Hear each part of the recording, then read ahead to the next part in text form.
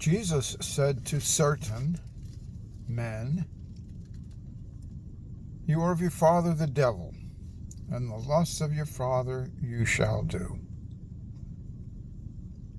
He is a murderer from the beginning, for he abode not in the truth, because there is no truth in him.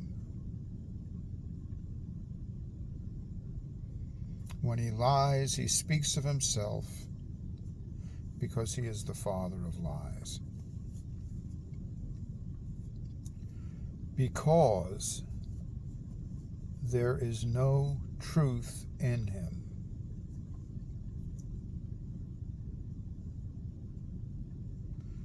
Truth is the only thing that can be known.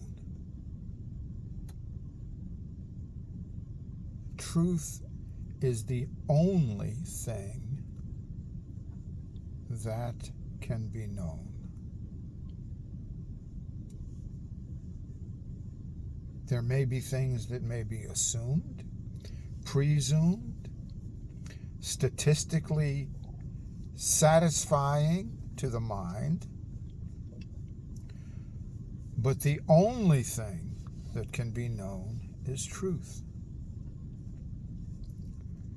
And truth only comes by revelation. Jesus speaks of this. A man can receive nothing except it be given him from above. A man can receive nothing except it be given him from above. So everything that may have the appearance of truth and even the appearance of knowledge is not unless it be given from above. Now this is very unpopular, as I have found, as there has been not a small amount of pushback to it. But that in order to live in truth, we have to stop living by or in caricature, by or in a shadow of things. And there is the shadow of a thing, particularly the liar from the beginning,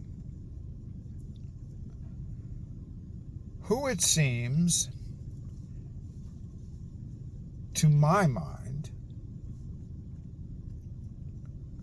is pictured as given by some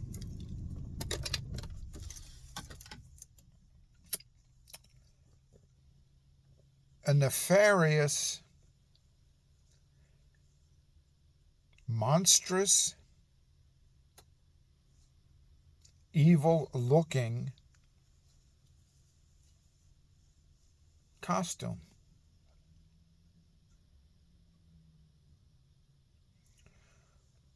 But we are told in the scriptures that even the devil, even his messengers, can transform themselves to appear as angels of light.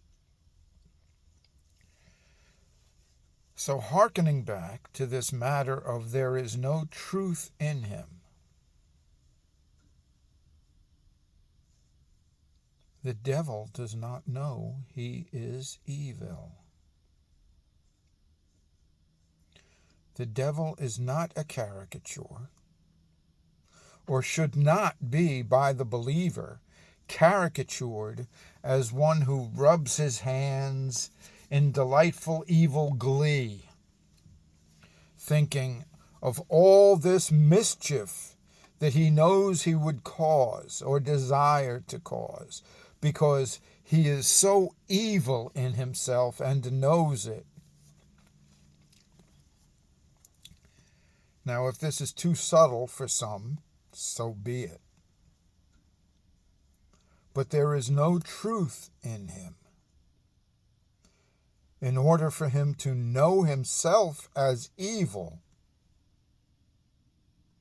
he would have to have some truth. He does not. In truth, he is the origin of the default position mentioned in the scriptures. All of a man's ways are right in his own eyes. Man gets that from someplace. It is the default. Thinking oneself right in one's own eyes. He gets that from the evil one who thinks himself right in his own eyes. For when he speaks of his own. When he speaks a lie, he speaks of his own. For he is the father of lies. When Jesus rebuked the Spirit speaking through Peter, or the rebuke of Peter, God knows. Get thee behind me, Satan, for thou art an offense unto me. For the things you savor are not of God, but of man. So once this attitude is delivered into man, this source of what appears a knowing, but isn't, Satan savors that in man. He savors the things of man in his fallen state. Man in his fallen state who believes everything about himself is right in his own eyes. Now, if there is a difficulty in receiving this, as well there may be, it is to the extent that one embraces their own sincerity with which they make bank. They trust their own sincerity. You see, therefore, it fits that the devil, being malevolent, must think himself of all malevolent intent, rather than just think he is right in his own eyes. See, if that view is held, then it fits that the man who says, I have good intentions, I don't sense any evil intentions about myself, therefore I cannot accept this.